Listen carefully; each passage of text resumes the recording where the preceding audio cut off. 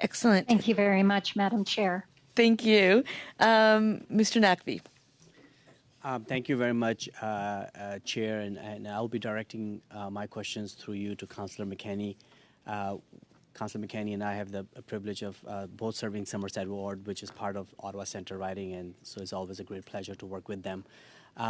Councillor, let me just give you a quick minute to finish your thought around, you were talking in your initial comments around vehicular traffic if Wellington Street is closed permanently. Right now it is between Bank Street and Elgin Street. What do you think is going to be the impact in Centretown, in the downtown area, as a result of that closure if it's made permanent? Oh, thank you, Mr. Naqvi. Yes, through you, Chair. You know, I often like to refer to these sorts of changes in streets as opening rather than closure. I know I said closure, but by using the term opening, we're really opening it to people. And having Wellington Street open to people, you know, we would be providing unique opportunities for extensive programming in front of Parliament buildings. You know, I just last week received an invitation or a request for a ball hockey tournament to take part on with temporary rinks on Wellington for a few days this summer. Having chairs, just having the space in the public realm is always going to benefit residents, people who work downtown, such as yourselves, and visitors. It just makes for a much better space. And we know, I'll just end that by saying, you know, on Albert and Slater, which are streets 2, 3, and 4 blocks to the south of Wellington, we removed much of our transit when we built our light rail system. And with the city of Gatineau investing in its transit into LRT into the city, we can see a further reduction in buses running on Albert and Slater. And that has opened up a tremendous amount of capacity for wider sidewalks, cycling lanes, and the movement of cars from Wellington onto those 2 streets that run east-west right through the downtown. Thank you, Chair. Chair, I'm assuming that Councillor McKenney supports the expansion of Parliamentary Precinct to include Wellington Street and Spark Street, so I'll appreciate if they can confirm that. And in addition to, if they can speak to us about if that takes place, how would that mitigate from a security perspective and the quality of life perspective for citizens of Centretown and the many small businesses that are located in that, if we're to have another major demonstration or occupation the kind we saw most recently in January and February? Yes, thank you for that question through you, Chair. Back to the member. I do strongly support the precinct moving onto Wellington and Spark Street North.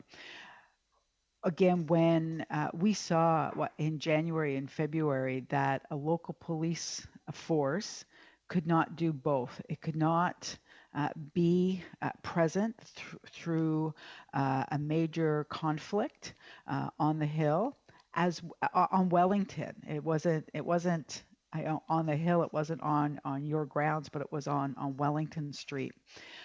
So the police force, the local police force, could not be present there through this major event, and still have the capacity to be in the abutting neighborhoods.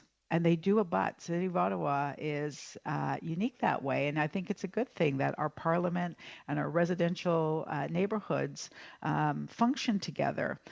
But at a time like this, it meant that police were not available to residents to be able to respond to safety concerns, and that is, I believe, what led to much of the chaos and much of the aggressions that and the threats that we saw in our residential neighborhoods through the occupation. Thank you, Chair.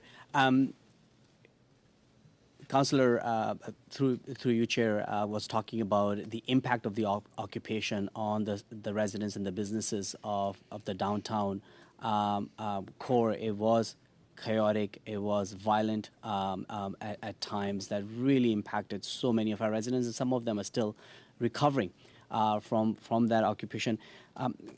Through you, Chair, to the councillor, did they support the federal government's decision to invoke the Emergencies Act and something that they were advocating for? Thank you for that question. Through you, Chair. Yes, I did. I supported it when the City of Ottawa declared an emergency, and also the province. By the time we arrived into the third week, it was clear that without much stronger measures that the Emergencies Act provided, that as our police chief at the time put it, it was getting more and more difficult to see how this would end through policing.